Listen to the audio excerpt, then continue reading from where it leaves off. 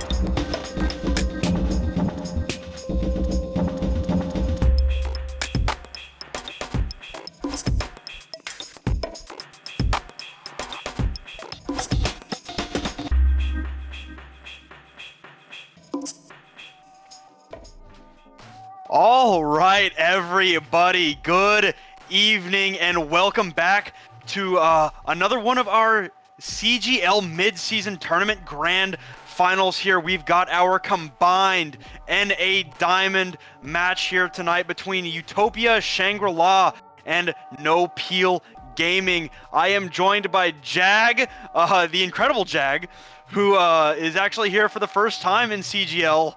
So everyone in chat, give him a great welcome, and I just want to know, are you ready to go?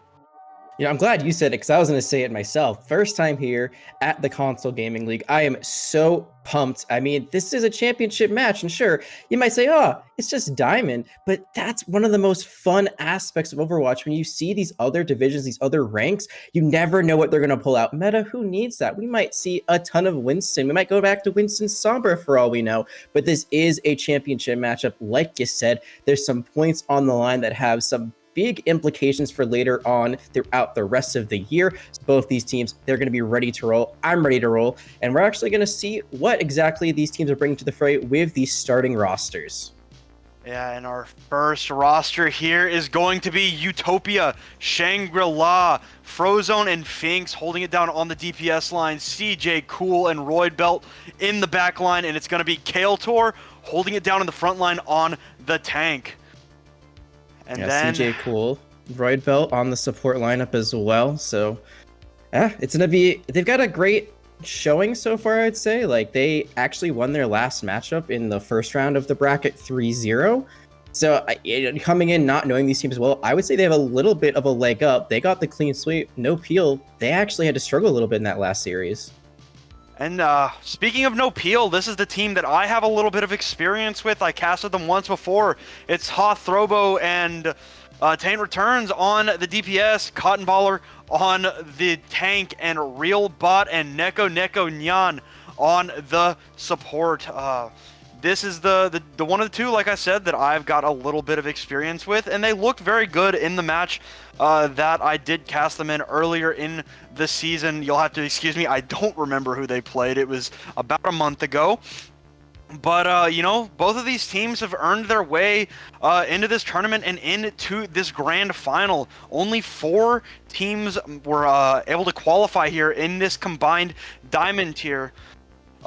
So, I mean, you know that these teams are really, really strong in their tier. So, like you said, me too. I'm excited to see what these teams are going to come out on, because, you know, this isn't the Overwatch League. I like saying that. This isn't even contenders, or, you know, it's not even the highest tier of CGL. This is the tier where everybody is playing for the love of the game. And our first map, as it's going to be the second round of this tournament, is going to be Ilios. So, Jag, what are you kind of expecting to see here on Ilios? Well, Ilios is one of those interesting control maps because I feel like there's a lot of different strategy based on the sub-map that you get. I think of Ruins, I think of those long sight lines, those potential sniper picks that we really don't see a ton right now in the meta. I think it's going to be, we're going to see what it is in a second. But I mean, if you look at Lighthouse, then it would have been maybe a little bit more playing for the point, but it is going to be Ruins, what we're starting out with here. So we could see a little bit more of the Widowmaker and Hanzo than we'd see otherwise, but the meta right now is pretty much just a death ball comp. You run straight at them, you hope that you can win out, and already looking at what Utopia is showing us right away, they are completely going for that strategy. They want to run into them with the Lucio speed boost, maybe wall someone up with Finks, and then just melt them down with the Bastion. On their side, it's going to be a slightly different variation of the Brawl, of the Death Ball. They do have the Jucker Queen, so she has her shout, which will give them that speed boost, but no support like Lucio to do so. A little bit more healing of the Moira, as well as the Kiriko, and the Suzu could potentially save them. I think the big thing is the Reaper. The Reaper has to be the star here, so Taint Returns has to be able to melt down the opposing side, especially the Bastion, or they're just going to get run over. Yeah, and it looks like No Peel wants to take control of the statue side here as we get into Ilios. Ruins throwing that dynamite out to get a little bit of damage in, build up that Bob, but it's going to be Frozone that starts us off, taking down Real Bot. Really, really quick. Cotton Baller able to get a nice little trade there, cleaving through CJ Cool, and everybody from both sides is so low right now, but it's gonna be No Peel Gaming having to back out here as Utopia, Shangri-La gonna get the first flip, but this fight isn't done yet as Cotton Baller shouts no peel in and takes down Frozone. We see Hathrobo trying to put in the rest of this damage, and it's still looking like No Peel's gonna finally take this fight and their flip here at 25% for Shangri-La. It's a nice little first cap by Shangri-La, but they don't win the fight outright. They only get that one pick and then have better positioning, but then no peel, they wait for the re-engagement. They have actually, one of the supports, Real Body, swapped to the Baptiste, so now even more healing, Mortality Field at their disposal as well. And with that, that's the go button. They just run in straight away, go for that Bastion, and when Frozone is offline, there's not much that Shangri-La can do. So very good adjustments by no peel at the very beginning to take that fight. Now they're going to engage with the Coalescence. The ever-present invisible Coalescence that gets shut down by Kale Tor's Shatter. Window and Blizzard popped by Finks, but Tate returns! Dropping in with the Death Blossom, able to take out 3 players from Shangri-La, make that 4, and that's going to be, like, picture perfect for no peel. It's so expensive for Utopia. Shangri-La, they use 3 ultimates there, and they get nothing out of it. It's all shut down by the Reaper. And now they're making some swaps. They're actually answering with their own Reaper now, so Fink's getting off of that May, trying to go pound for pound, blow for blow with Taint Returns, who has been an absolute star so far. In Utopia, they're just trying to find a way back in, and this Rampage could be huge. Oh my god, it's 5 on the Rampage from Cotton Baller, but a beautiful beat from CJ Cool to keep Shangri-La alive. Hathrobo trades it out on Cotton Baller and make that 2 for the Ash, able to keep this point alive for no peel. And I mean 3 for Hathrobo, absolutely showing out despite Cotton Baller going down early there. And we're in last fight territory here on Ruins. And we're the amplification matrix, already being used. They've already taken out Finks. Is anyone even able to touch on the side of Utopia? They're stuck in their spawn side. It's gonna have to be CJ Cool if it's going to be anybody. Frozone just dropping it down on their own heads there, taking down Real Body. But Taint returns with another big Blossom, able to take out 3. And now it is just CJ Cool left alive to try and keep this point going. Neko Nyan cleans it up, and that's going to be No Peel Gaming taking Ilios Ruins. And some amazing Death Blossoms by this Reaper player on the side of No Peel Gaming. Both times, Shangri-La, they try to throw down their own amplification matrix. Roybelt tries to get that extra damage, that extra healing out, and each time it is completely shut down by the Reaper ultimate. Nothing can be done from Shangri-La after they get that first point cap, and I think you see there some of the disadvantages of running the Reinhardt. He's a great shield, but once that shield is gone, he's just a walking battery, and he does not last very long despite a little bit of mobility with the charge. Can't really do much else if you're in the line of fire now. Shangri-La, after losing that last point, completely swapping things up. We're going for the Wrecking Ball Pharmacy, so a lot of mobility, a lot of quick engages, a lot of potential one-taps with the Tracer and the Pharah.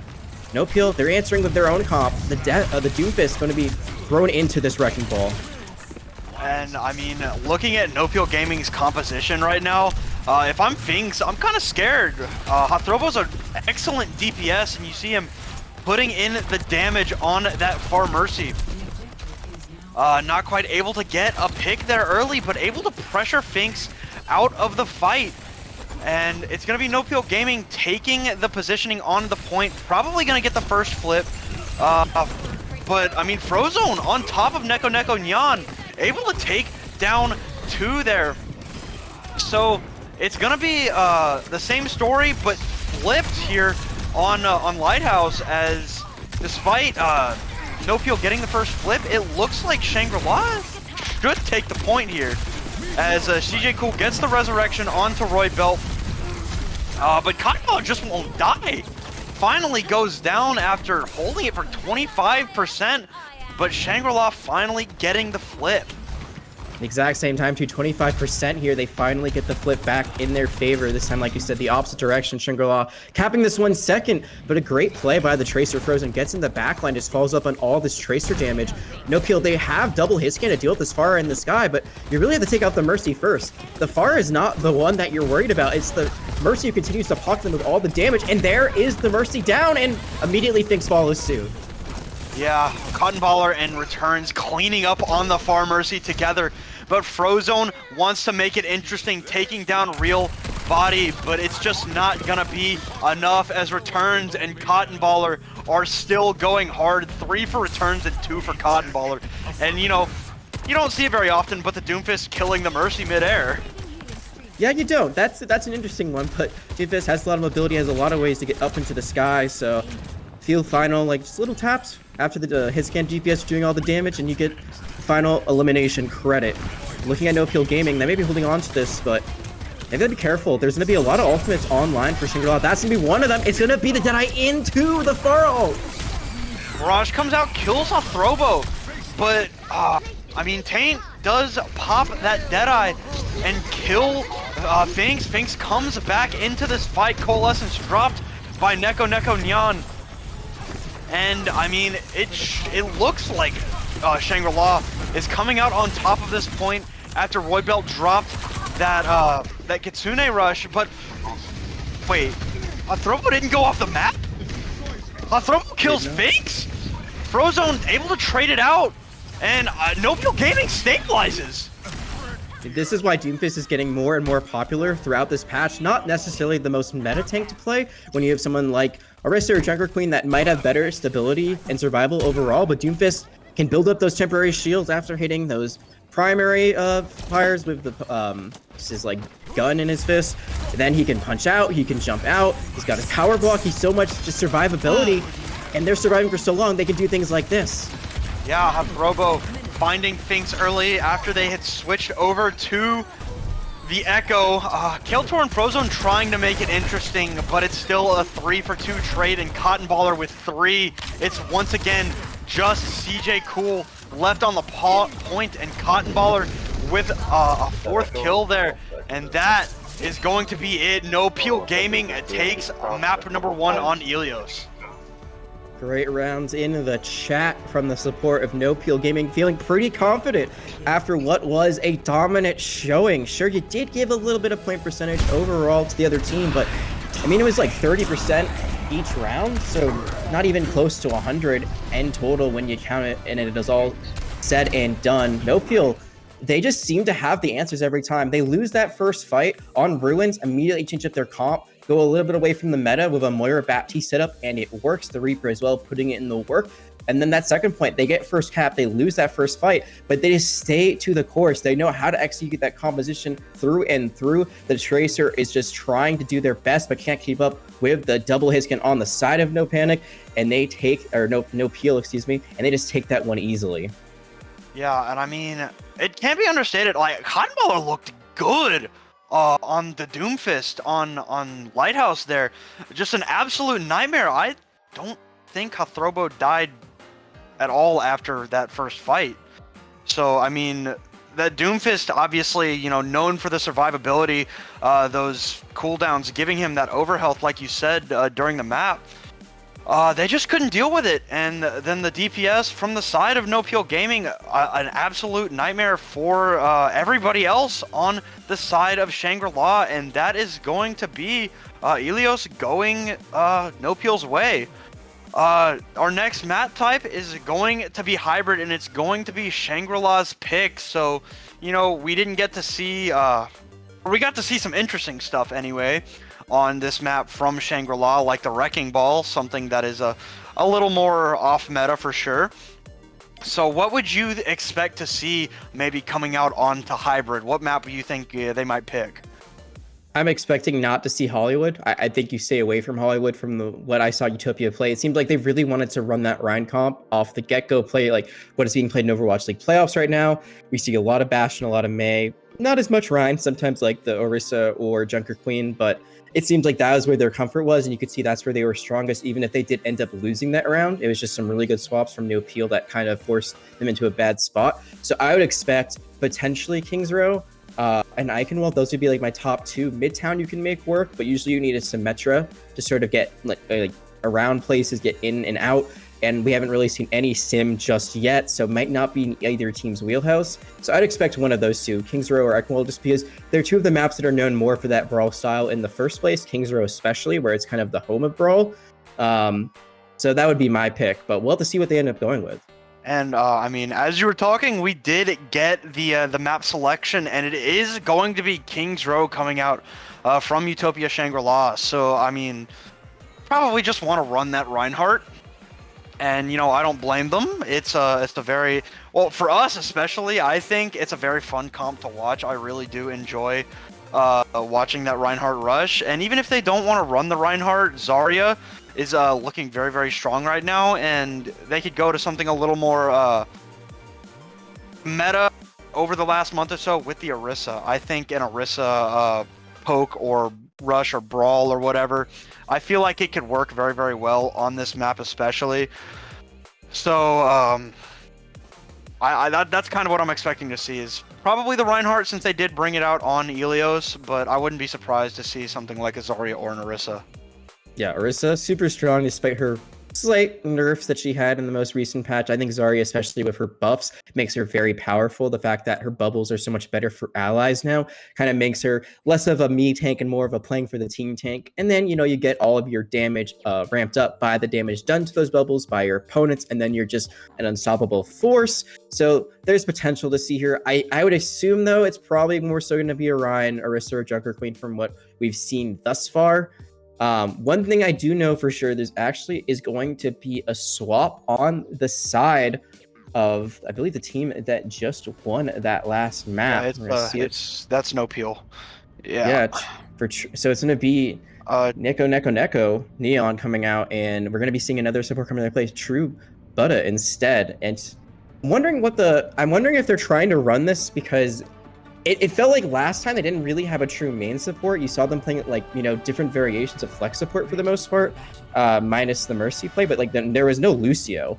But it looks like actually the reason they're doing this is because they want to bring out an Iliari, which, yeah, a lot of damage, a lot of healing potential, and then you combo it with something like an Ana or Baptiste, and your team just never dies. This is interesting. Okay, so, all right. Cotton Baller. Make a decision, bro.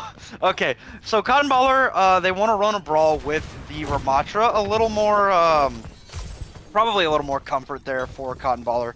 On that hero, Kael'thor coming out on the Reinhardt, those punches and pummels do go through barriers. So, maybe expecting the Reinhardt from Kael'thor. Yeah, well, that is exactly what they're getting. The Riot is going to be making its appearance once again. I'm a bit surprised about the Hanzo. It is a lot of poke damage, especially with those storm arrows. But as you can see, like, they're just getting melted right off the bat. They don't even have a shield. Or they do have a shield, but it's very, very low. And I do like what I'm seeing from Shangri-La right now, taking it to No Peel so fast with CJ Cool on that Lucio, and they've already almost got a tick, and they do have a pick. It's going to be Real Body going down first. Frozone with a good arrow into that Iari player. Cotton Baller doing his best to put that damage in, but it's just not enough, as it's going to be Shangri-La taking this fight in, you know, pretty easy fashion. Yeah, and this is the issue of playing the Iari. Like, sure, she can do a lot of damage, she can do a lot of healing, but she is not gonna be able to get you in and out of fights. And when you have a Reinhardt running straight at you, you are at such a disadvantage. You do have the Ramatra shield, but it's only temporary. They can run past it.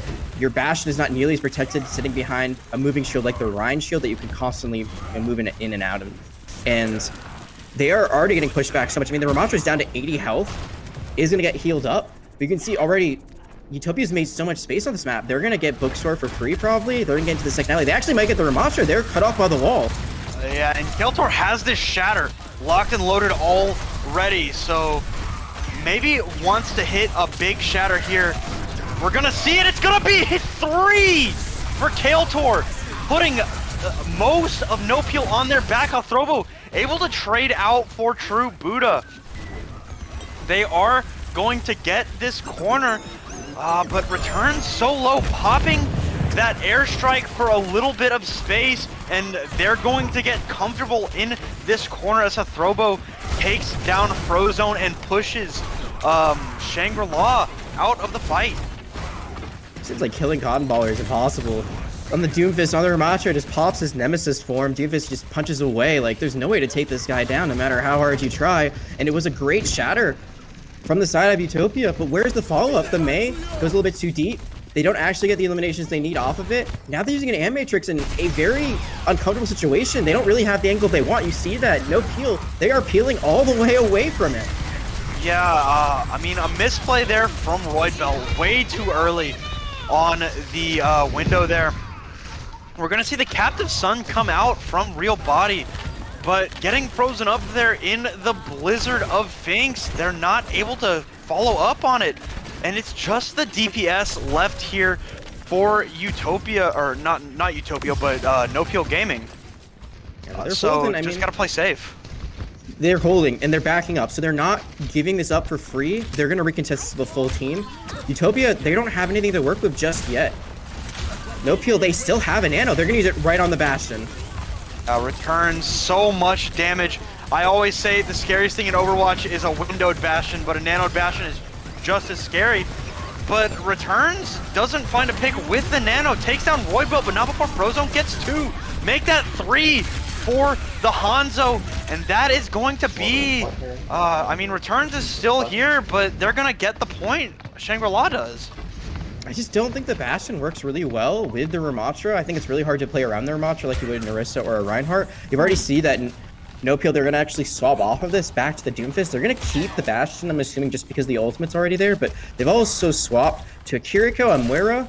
So most of this composition from No Peel has completely flipped around, and it's because they're getting desperate. I mean, there's so much time on the clock for Utopia. They're going to be throwing in the artillery strike. It's going to get one and the Immortality Field. Yeah, I mean, usually that airstrike is just kind of a warning thing to push the enemy team away. Very, very good from Returns to find that pick onto Roidbelt and push Shangri-La out of this fight as Cotton Baller comes back. We're going to get into this fight, though, really, really quick again, and the Shatter only hits Returns here, but CJ Cool able to follow up on it as Finks and Frozone get 1 each there. And, I mean, now, once again, it's going to be Shangri-La just imposing their will onto No Peel Gaming, pushing up to the spawn doors here. This is smart. They're delaying them. They're getting a lot more push on the card. They might get them where they don't. But even when they finally get a recontest on this, there's going to be a Blizzard, a Mayalt right on the point that's going to freeze everyone up. And I mean, big plays from Kael'Tor and Frozone to find the DPS of No Peel there. It's just Cotton Baller and the supports left on this point. The Blizzard doesn't find a strong target, but you know, just a dominant defense as when the Coalescence comes out, Kael'Tor just puts Real Body on his back. That's what Utopia needed after the last map, after Ilios, where they didn't really put up as much of a fight as they wanted to. You know, there were some moments of brilliance. They did get a point capture here or there, but this was just straight dominance from beginning to end. Having 2:49 on the clock when all is said and done on your first run through King's Row is a very respectable timing. And they did it running that Reinhardt, exactly what we were talking about before. We saw them really like it on the beginning of Ilios. They had to move away from it when it wasn't working. But here, this is a map where it works perfectly. The composition, it never changed. Roidbelt just, you know, didn't have the best first Ant Matrix, I will admit, but that second one, the second to last fight one they used right there, completely shut down any real chance No Peel Gaming had. They all got staggered out. They still had so many ults left on the side of Utopia where they could just fire them willy-nilly like they did at the very end with the Blizzard, and they take that one home. Now No Peel, they're going to be answering with their own kind of rush. It's what we've seen is a bit of a counter to the Rhine, the Orisa, because you can kind of just push through the Rhine, ignore his shield, and he has the Orisa has so much sustainability with the fact that they can just go golden and just get all that extra overheal for a little bit. But No Peel, they are, you know, in a position they haven't found themselves in pretty much all series thus far, where they are down. Yeah, and to be down 250 in the time bank is a lot, especially to you know, finish the map that fast. It doesn't happen very often. But now No Peel coming in with the Orisa Rush, trying to do something similar to what Shangri-La did on their attack, but Frozone once again coming up big with a pick onto Hathrobo. And I mean, No Peel without that Ash. Okay, Frozone putting No Peel on ice right now. I mean, absolute dominance from the Hanzo early on here. And that is going to be exactly what you want to see if you're a fan of Shangri-La or if you're on Shangri-La. You can see No Peel, they're trying to mirror this Hanzo now have swapped to themselves. And I doubted this pick from Frozen. I said earlier, I'm a bit surprised by this because it doesn't really seem to work with what they're running. Usually you want something like a Reaper, a Bash, something that just does a lot of damage. But Frozen gets another one. So you know what? Who cares about all that high damage potential when you're hitting headshots, when you're hitting all of the dinks over and over and over again. And No Peel Gaming, they've already lost a minute and they have gained nothing from it. Utopia are getting close to almost all of their ultimates, or at least 3 of them, so they are looking really good. Yeah, Frozone again! Frozone starting it out on to real body Hathrobo. Damage and very, very low from that dragon. And Frozone with 3! Does end up falling to Hathrobo, but it's just too much. The headshots coming from the Hanzo are just knocking No Peel over. However, they do lose their carry, Utopia, without Frozen. I'm not sure if they committed their Lucio to go back and try to get them. I don't see them, but they're gonna use an Matrix right off the bat, and Finks actually can open up with their own headshot. Yeah, I mean, you see the one-shot headshot through the window from Finks. And I mean, Kael'Tor and the rest are doing just fine without Frozone. They're just there to take over the mantle, and you know, with or without their hard carry, they're gonna win this fight whether No Peel likes it or not. Yeah, Belt has really stepped up in these last few fights, getting some really nice amplification matrix value. That one helps save the fight. That opening elimination allows Utopia to get back to full strength, but now they're gonna have to deal with this Terror Surge, and you can see Cotton Baller's going for it. Cotton Baller goes for it, but the immortality field from Belt able to keep the BAP alive, but the damage dealt is just too much. The Shatter only hits real body as Cotton Baller does not get hit by it, and I mean, that's exactly what you want to see if you're No Peel. I mean, only one ultimate use, and Shangri-La, they use the Shatter and the Blizzard. Yeah, they can't find any value. The Terror Surge finding everything they needed on the side of No Peel, and this is what I mentioned before. As a Orisa, you can just kind of run through the round. You can ignore them pretty much. They haven't been able to do that up until that point because they kept getting picks right off the bat on the side of Utopia, but now they're the ones getting picked first. They're losing CJ Cool right at the beginning of the fight. There's no sound barrier now on their side. There's still 4 ultimates for No Peel. They could run them over if they want to, but they're just playing it safe. They're letting the card get some progress, and Utopia is moving back without any ultimates being used on the other side. I want to be honest, I don't think Hathrobo meant to kill CJ Cool there. But speaking of Hathrobo, we see both DPS ultimates actually thrown out by No Peel Gaming, and a counter dragon from Frozone. Beats used by both Lucios as well, so an expensive fight from both sides. But the window comes out from Belt and helps Frozone take it down his counterpart in Hathrobo. And it's looking very, very good for Shangri-La right now. As, I mean, everybody's getting very, very low on both sides. I mean, Frozone coming up big! Frozone with another fight with 3 kills. Make it 4. Can we get 5? We see 5 from Frozone! And that, I mean, just absolutely dominant on the Hanzo right now. Hathrobo comes back into it, so it's not a team kill, but it's a technical team kill, an ace, if you will. All 5 found by the Hanzo. Now they have another Dragon Strike after just using it a little while ago, and they're gonna use it. We're gonna see the Terra Surge out from Cotton Baller. The damage is gonna be good to take down Kael'Tor, but Belt and Frozone. Oh my God, Frozone, stop it! They have families. I mean, you know, they lose Kael'Tor, but it just doesn't matter because Frozone is just there throwing the arrows, ripping heads off. Yeah, I don't have the stats to back it up, but this is a flooded deadlift if I've ever seen one. This has to be with how many my heart it is. At least in my heart it is, because there have been so many final those, so many headshots connecting, and it's forced No Peel again to go back onto the Doomfist Orisa. It should have worked on paper, but it's not, and now they're going back to the tried and true. We see Finks dropping the Blizzard and a great wall to stop the Doomfist from getting out despite Finks going down. The Blizzard is good, and it's just CJ Cool left and a Lucio duel maybe? Nah, Real Body is not going, or sorry, True Buddha not able to find, or able to get out there. And this comp is all over the place from No Peel. They've got a Zenyatta, a Junkrat, a Doomfist, and none of them can stand up to the Earthshatter, but they're actually the ones losing on the side of Utopia. Yeah, 2-3 ultimates out there from Utopia. Just not enough as Kiltor and Roybuilt go down as they both use their ultimates. And this is what you want to see if you're No Peel, trying to get this stagger onto the Mei. They get Finks killed there. Hopefully for CJ Cool, he's able to get out. No, you gotta get out there, CJ. Yeah, they're getting staggered really difficultly here, so this might be a free point capture for No Peel after it looks like they might just get stalled at the very end. I don't think there's going to be any sort of recontest. Maybe they throw in the Dragon Strike. There might be a last second one. They're going to throw in the Dragon Strike, but the punch into the charge. Cotton Baller coming up big. No kills in the column, but a big play from Cotton Baller to push Kiltor back and keep them from touching the point. Who needs meta? Who needs meta, right? Like, this is what I was saying. Like, you know, at this rank, it might just be comfort picks, and they're making it work. But this is the really difficult thing. They need to get a capture of at least a little bit of time in the bank to have any chance at an overtime. If they capture with 0 seconds left, they don't get another chance. Only Utopia does. So time is not on their side.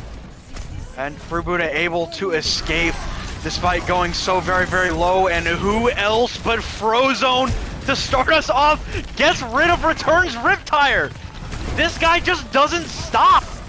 Every time we start a fight, it's always Frozone getting something big.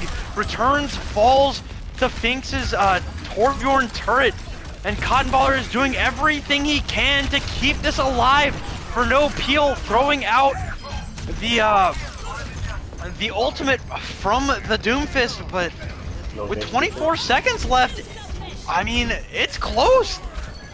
Cool, CJ Cool able to kill Real Body, but I don't know. If you're Utopia, you just stall this. You don't care about winning this fight. You just throw as many bodies as you can on the point. You force it to get to 0-0, and then you play for the next round. They cannot win this, and they have accomplished it in just a moment. There it is. So no matter what happens, either you win out right here, or you get an extra chance. Can they even touch? The Transcendence, the boop, it's not enough. They do get back in time, but I think Utopia's gonna win this outright. Yeah, I mean, they come back. Kael'Tor able to kill Rebody. Frozone killing Hathrobo. I mean, this is perfect if you're Utopia Shangri'La. Cotton Baller has returned, but Finks' turret, the best player in the lobby in that fight. And we're not going to the extra rounds. It's just gonna be Shangri-La winning their map pick on King's Row outright. And it was a little dire at the very end. Their attack looked really prolific, really strong, but they falter a bit on this defense. They have a really good first point hold, a really good second point hold, and then it seems to all fall apart near the latter half of second point. They just start to get steamrolled, they get staggered a little bit, but they get back into the swing of things just as it matters most at the very last second on that third point. They finally stabilize. They just stall out long enough for the rest of the team to get back into everything that they need. And there they win it outright at the very, very end. And this is really important. This is only a first to 3. So falling down into an 0-2 hole would have been devastating early on. They would have had to go for that reverse sweep. But now if things evened up, they are looking just as good as their counterparts No Peel Gaming. 1-1, it's anyone's series. Yeah, it really, really is. Our next map type is going to be on Flashpoint. We do have the selection. It's going to be on Servasa, but unfortunately we don't get to watch it just yet. We are going to head to a break for just a few minutes, so I mean, this match, it's a banger thus far. I mean, both teams playing very, very well, so you won't want to miss it. So stick around, and I mean, we'll be back in just a few minutes.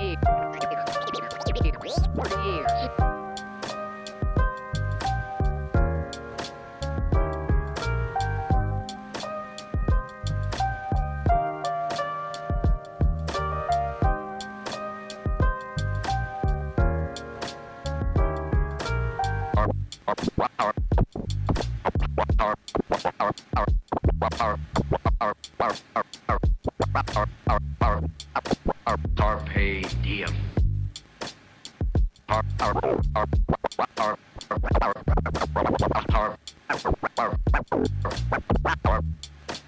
Carpe diem.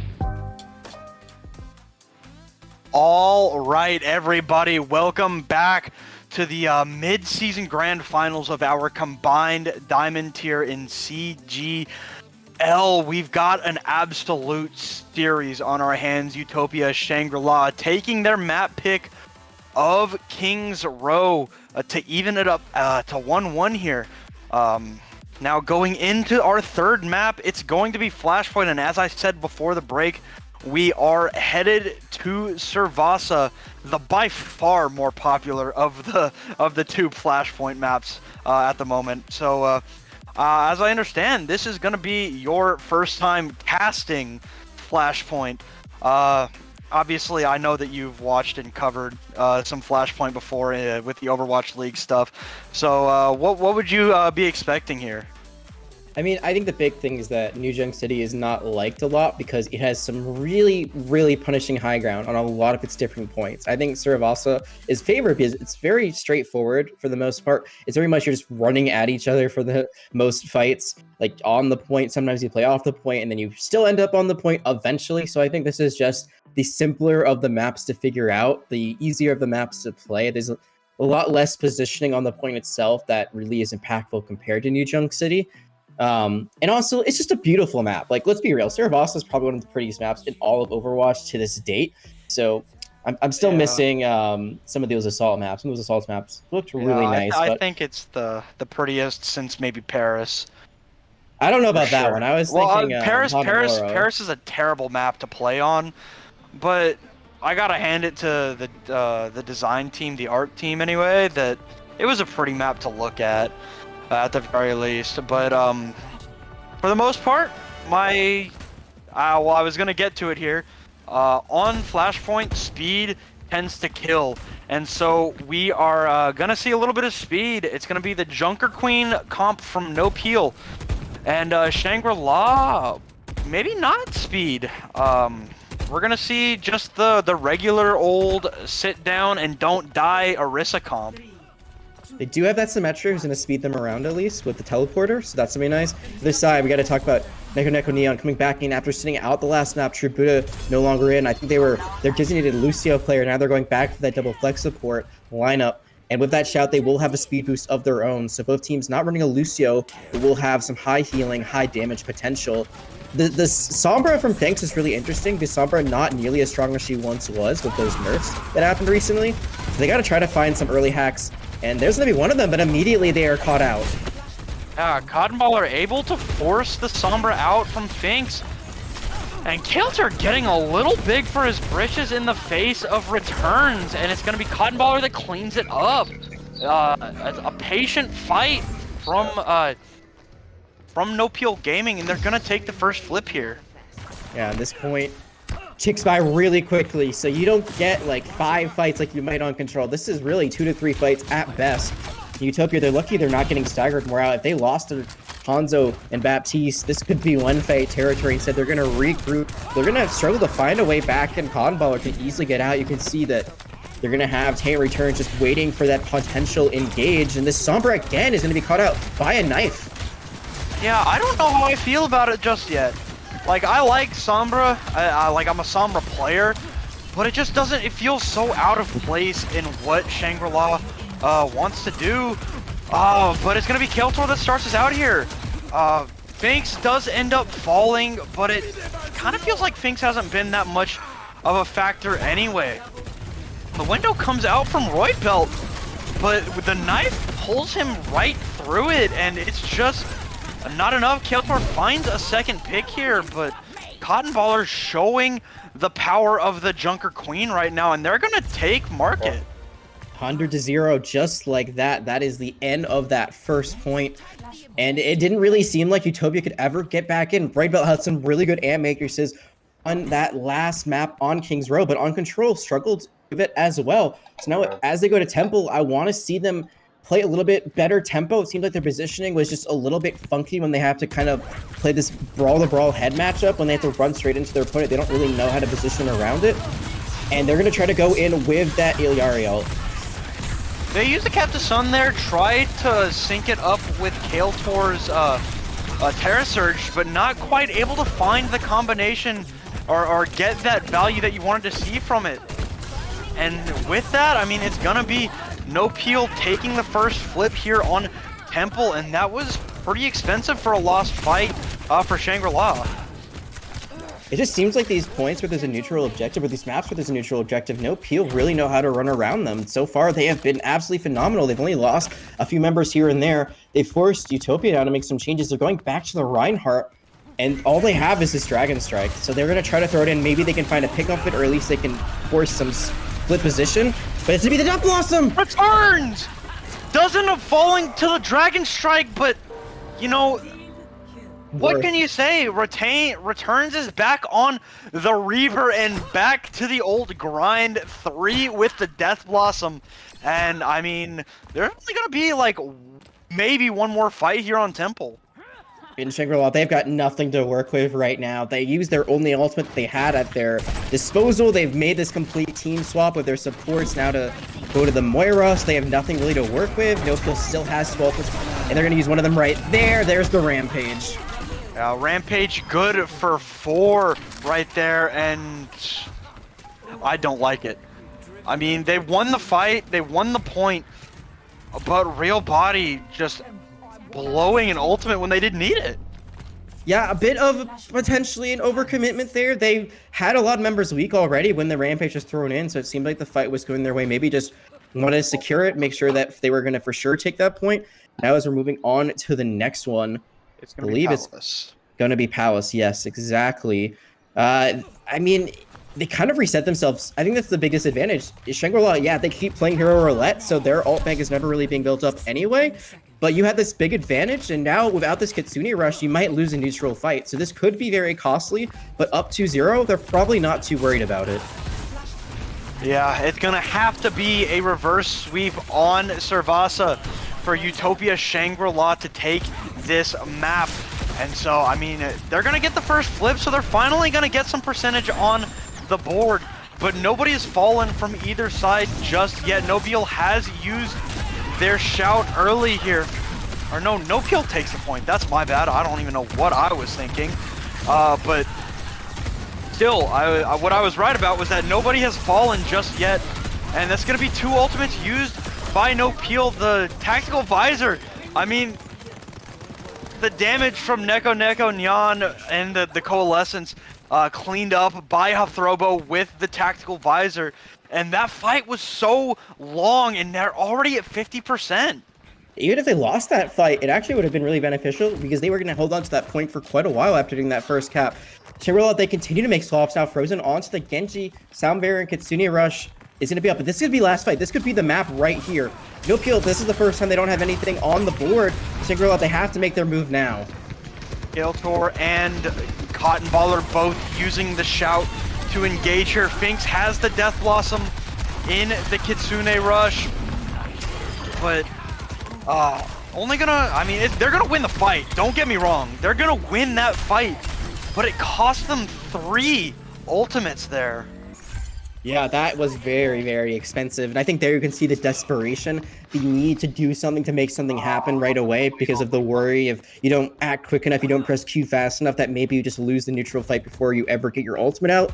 But now it's completely flipped. Peel, they're going to have the Reaper ult, they're going to have the Kitsune Rush, they're going to have the Rampage once more. Shangri-La, they've used everything that they had stalled up. They do potentially have the Rampage, but they won't get it first. So if Cotton Baller can use it right now, they have this huge advantage, and they're going to go in for it.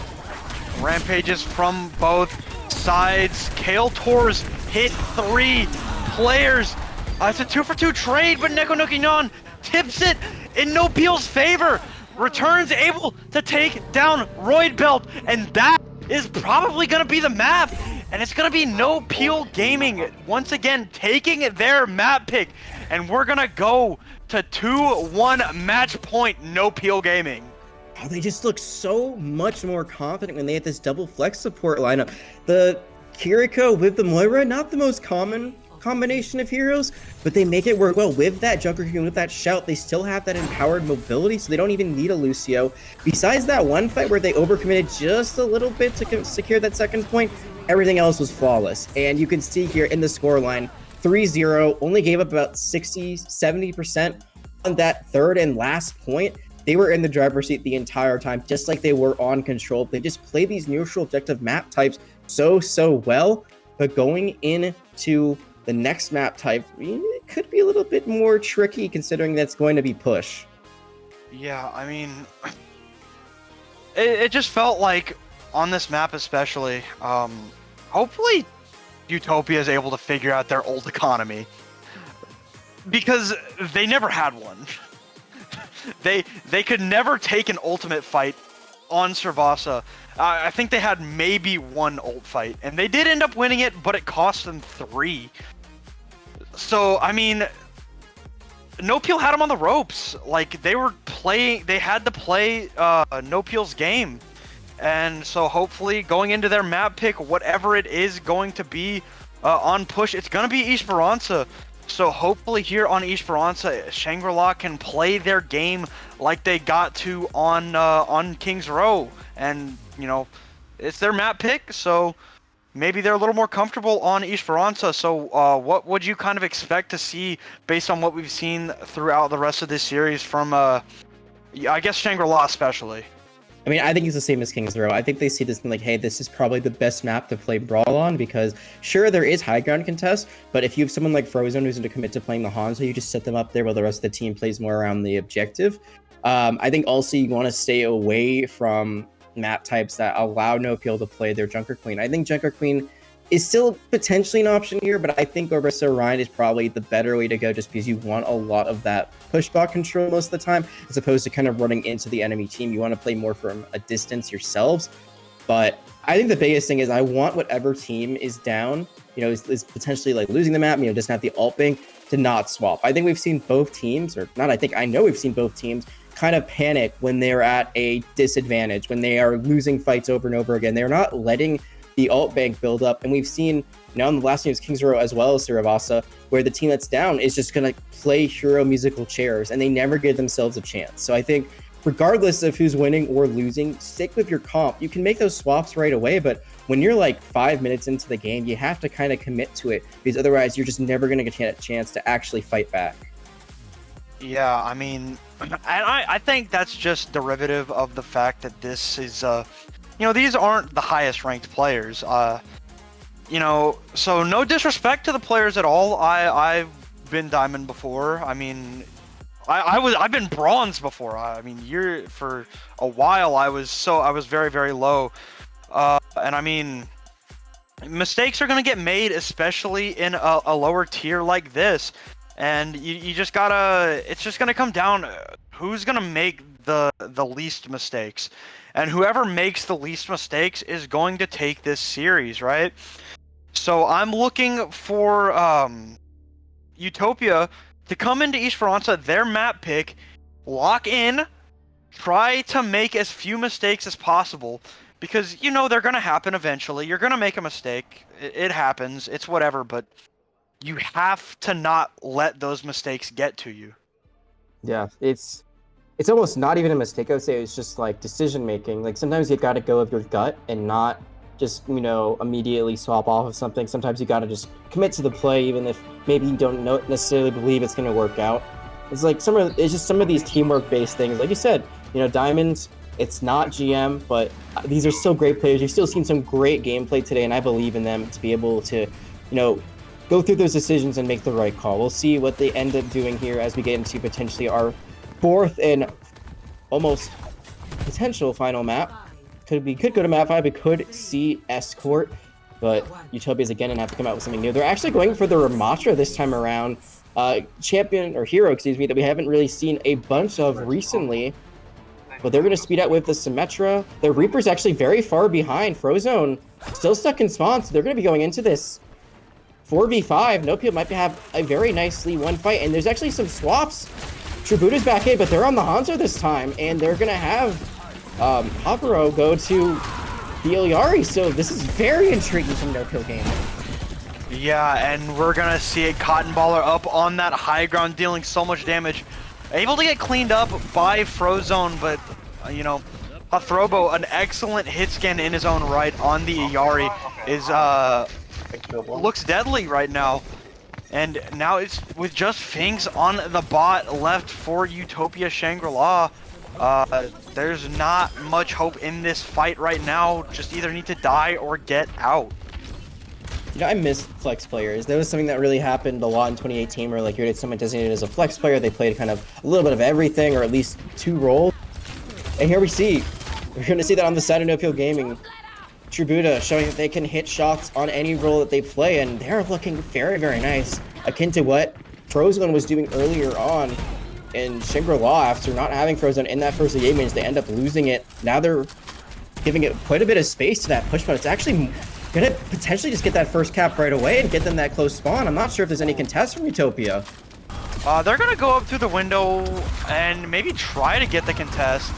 Yeah, they'll drop down. Finks got taken so low so fast.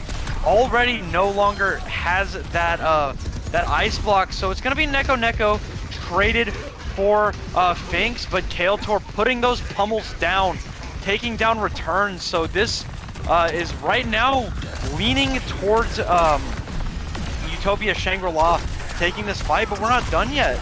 Cotton Baller uses the shout to try and stay alive, but Frozone showing up in that kill feed once again, able to take down the tank, but True Buddha, CJ Cool's dead, and I mean it's gonna be returns and Neko back along with Hathrobo, who does have the captive son, and it's finally gonna be a little bit of push towards Shangri-La here.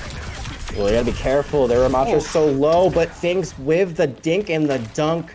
Returns now taken off the field. And Utopia, that last second engage that stopped that forward progress from being captured has made a world of difference now. They are pushing the bot all the way back, and the captive son now going to be thrown out from No Pill to try to do something. So it lands onto Roid Belt, but they're not able to clean up on the damage. But the Rampage helps to take down Roid Belt with the explosion damage from the captive son. Kael'Tor popping the Annihilation now, taking it down 2 returns, gets 1 to even it up here. But it's not gonna be enough as Cotton Baller walks forward and cuts the opposition down, and it's gonna be back towards No Peel here, and they're probably gonna get butt scratch now. Hathrobo able to help clutch out that fight after it looked like the captive son wouldn't get much, but like you said, the Rampage on top of it gets all the damage done, and because they've already gone this push bot so far, it's going to have accelerated speed, which means that capture point is right within their reach. Can anyone touch? No, they cannot, so now they have that forward spawn unlocked. They're in a great spot, but now they have to win this fight out. You can see Utopia, they are re-engaging this really, really quickly. The tactical visor out from returns, but the Blossom from Frozone is good. Getting a lot of people low and killing Hathrobo. Has to play a little safer because is low, probably doesn't have that Wraith anymore. Shangri-La so low, returns from that small high ground, able to keep it alive, and Taint returns, putting on a show on the Soldier 76, able to kill 3, and in what looked like a fight that was going to go towards Utopia Shangri-La, able to bring it back from the brink. Legs for days, the Soldier running circles around the side of Shangri-La. They never saw it coming, and now that pushbot continues to make forward progress. Utopia, they gotta win a fight sooner than later. I'd love to see this ammunition come out. There it is, Roid Belt able to land it, but there's gonna be a Rampage as the counter. That Rampage hits 4, and I mean Kael'Tor's able to take down Neko Nyan. But I mean, it's always a consolation. You kill the Moira, but the Rampage from Cotton Baller continues to be such an insane wall to get over for Shangri-La. Because of that forward spawn, there is basically a direct path for the Moira to get back. I mean, she already has Wraith forms, so she has some mobility. She can get back into this fight really quickly, and it's not even like you have that advantage on the side of the defenders. And Tributa gets Finks. It's looking dangerous. There's a trade, but this push ball continues to make moves. Yeah, getting really, really close to that point of no return. Captive Son out from Hathrobo, able to clean up CJ Cool and Roid Belt. I mean, Huff Probo, man.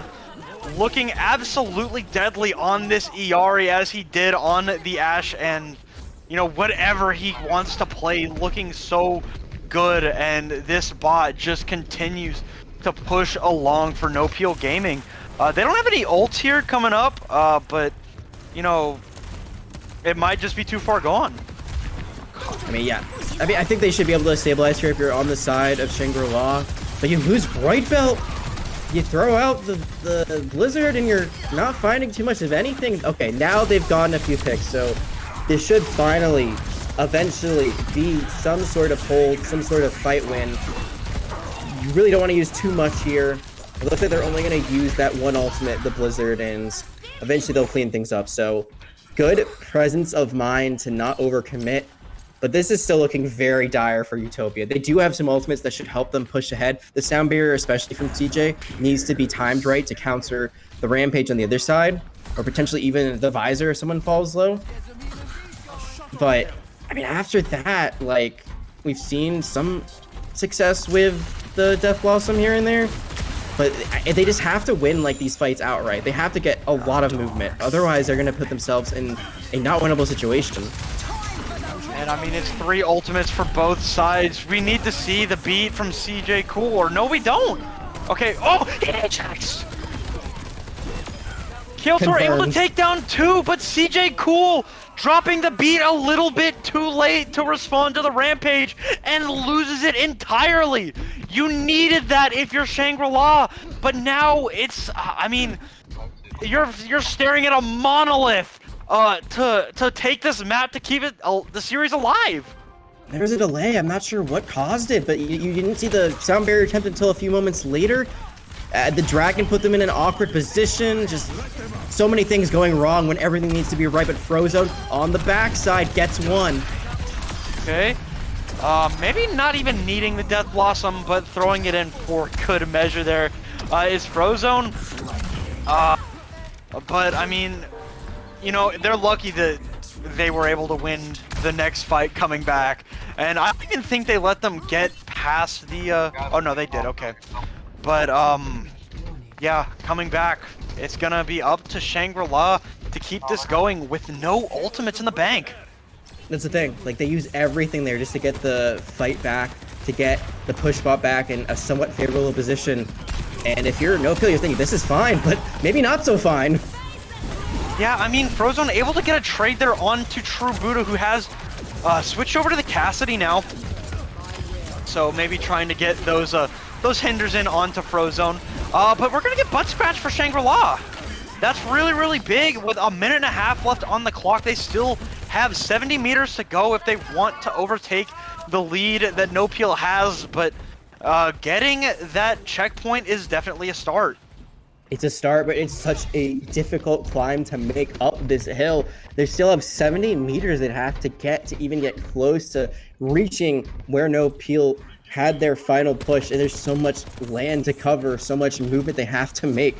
And they're still finding themselves on the back, but they do get the closer spawn because of getting that forward capture. It is already disabled, but at least some of those members will get the forward spawn, and they get to do things like that where they take out returns. Yeah, returns does fall. And the rest of Shangri-La joined him. Hathrovo able to get one on the way out, but did CJ Cool just killed 3 people. So, no way. No way. Oh, the movement on the push bot. I mean, they're going to fall eventually, but this is disastrous. Because they win the fight, but they never get control of it until now, and that means forward spawn's been given up to them once again. No people will be able to engage again on this really quickly. Shangri-La has some ultimates coming up. Almost 4 ultimates here. No Peel has the Rampage, and CJ Cool, they don't have a response for the Rampage anymore. Returns filling the... this is going to be all that she wrote. Frozone taking one for the road, but it just doesn't matter. And No Peel Gaming are your CGL mid-season Diamond champions, getting that extra win on their record going into the postseason. That's so big. Utopia, they're not walking away empty-handed. They will get that 2 map points in their favor, but a whole win, that could be the difference between making playoffs, getting the first seed. You know, there's so many situations where just having that extra win on your resume could be the difference maker and what could be a championship run later on as well. No Peel. They get another 3-1. I said it a little bit earlier. They had a more difficult road to get here. They won 3-1 in their semifinal series here. Again, they give up that 1 map. They still bring it all the way home, running their own style of Overwatch and making it look really good, forcing so many errors from the other side. Unfortunately, Utopia, they just weren't able to get the fights they wanted. You could see the support ultimates were there, but they could never get used in the right way. And although Utopia put up a great fight, No Pill Gaming just weren't the better team today. Yeah, and I mean, you were saying it before. They showed so many looks and looked very good on almost all of them. You know, Cotton Baller coming out on the Doomfist, which it's gaining a little bit of traction recently, but like, still, I would consider it off meta. And absolutely looking great on Ilios there with the Doomfist, breaking it out a couple of times on the other maps as well. But specifically the Junker Queen from Cotton Baller, I mean, looked just unstoppable for No Peel Gaming. And, you know, we don't really do like player of the matches, but I like to give, you know, unofficial ones. And I think my vote is gonna go towards Cotton Baller. Yeah, I can't disagree. I think this tank was a huge part of the reason why they were able to win those 3 maps very decisively. And you saw the scoreline, 2-0, 3-0, 1-0. So obviously, you know, the push scoreline is a little wonky because you can only get a 1-0 basically. But every map was very one-sided for the most part, except for King's Row, which was a 3-2. And a big part of why it was a 3-2 is because that Doomfist, that off-meta pick, kept them in those fights, was stunning people up left, right, and center, just engaging on the backline, just creating chaos and havoc that Utopia could not deal with. Utopia did end up winning that one out, but it was not an easy one to win whatsoever. So I agree with that. I think Cotton Baller definitely played a huge role in this series for their team and deserves that recognition that we are both giving them. And overall, I think just No Peel Gaming, like, I will say the best part about this series overall was the Doomfist versus Wrecking Ball. Not something I would expect at all to see in a game of competitive Overwatch like this, but man, was it fun to watch. Yeah, and I mean, I just want to shout out a player from Utopia that I think impressed despite the loss. I mean, Frozone looked very, very good. Whether or not he was playing the Hanzo or the Reaper or whatever, he looked good on both and did his part to try and keep Shangri'La in this series. Just not enough in the end. But if I'm Utopia, you know, you got to keep your head up. You know, it's not the postseason yet. The season is not over for you. So, I mean, going in, I mean, I'm looking for Shangri-La to bounce back and look very, very good later on in the season. Yeah, and I think also one thing we have to mention that we really didn't touch upon was that they are playing with someone who wasn't intended to be in their starting roster.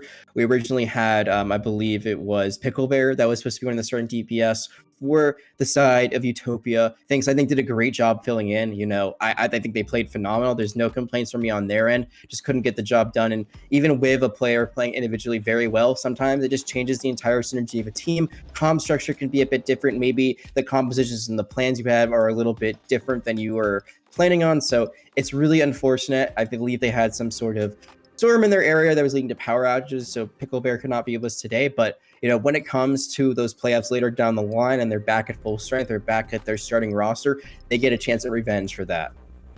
Yeah, for sure. I'm looking forward to seeing what both of these teams are going to do for the rest of this CGL season. But that is going to do it for us. Once again, congratulations to No Peel Gaming, our Diamond mid-season champions. Thank you to all of our prod team for helping us out tonight to make this match possible. And but like I said, that's going to do it for us tonight. So thank you all for watching and joining and enjoying this match with us. Good night, everyone.